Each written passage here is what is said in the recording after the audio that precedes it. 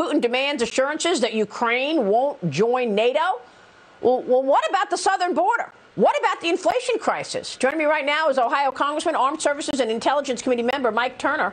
Congressman, it's good to see you. Thanks very much for being here. Good morning, Maria. Do you have an answer to that? I mean, you say this most recent buildup at the Ukraine border demonstrates Putin's disregard for NATO's call for disarmament. Okay. What does it say about Joe Biden that he's all upset about the Ukraine border and could care less about the southern border? Well, I think, Maria, you're absolutely right. What this shows is that this administration is failing across the board. I mean, they're failing in our immigration policy and in securing our border and just ensuring our own sovereignty. They're failing when it comes to the basic checkbook issues for American families, and then they're failing on the international stage, the disastrous withdrawal from Afghanistan. And, of course, you see today Putin's complete disregard for this president as he amasses troops around Ukraine.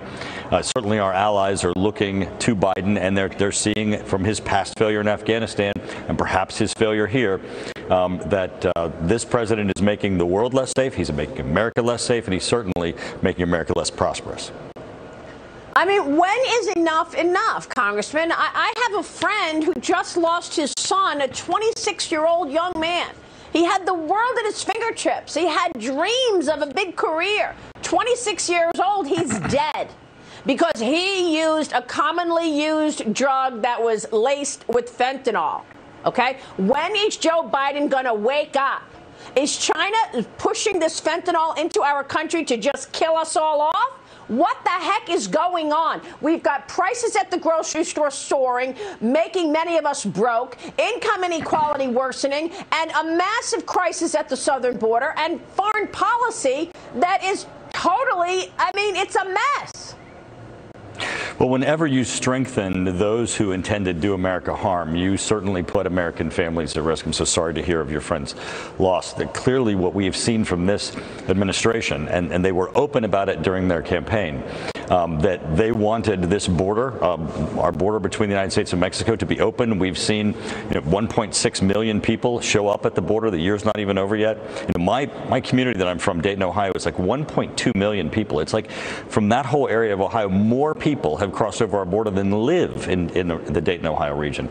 And this administration welcomed them. They opened them. This was their intended result. So these are not just accidents. These are not just the unexpected results of their policy. These actually are their policies. And when you look at the out-of-control spending that's causing this inflationary pressure in our economy, you're certainly seeing it weaken American families and certainly our financial security.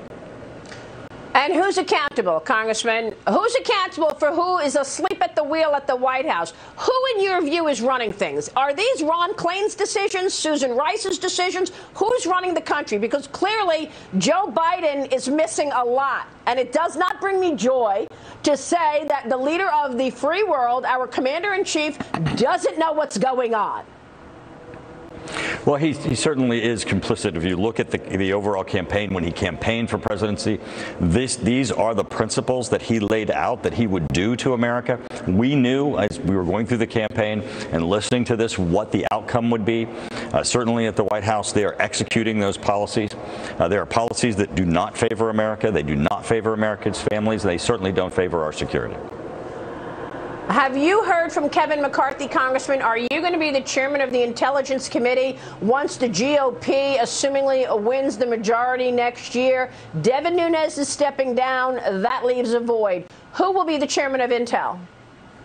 Well, I appreciate that, Maria. Obviously that's Kevin's decision. One thing that we know is that Devin Nunes is certainly a man for history. Well, everything that we know about the Russia hoax, about what was happening in the intelligence community as they were trying to weaken Donald Trump and our presidency, was done by the Hillary team, by the Democrat team that Devin Nunes brought to light. We would not know any of these things if it hadn't been for his intuition, his hard work, his tenacity. Those certainly, right, I think, make a huge difference. They're historic that we know them. We could be standing here today still wondering how all of that happened to Donald Trump, but we know as a result of Devin Nunes' work that this was the work of the Democratic National Committee and Hillary Clinton in an attempt to weaken Donald Trump as he took the presidency.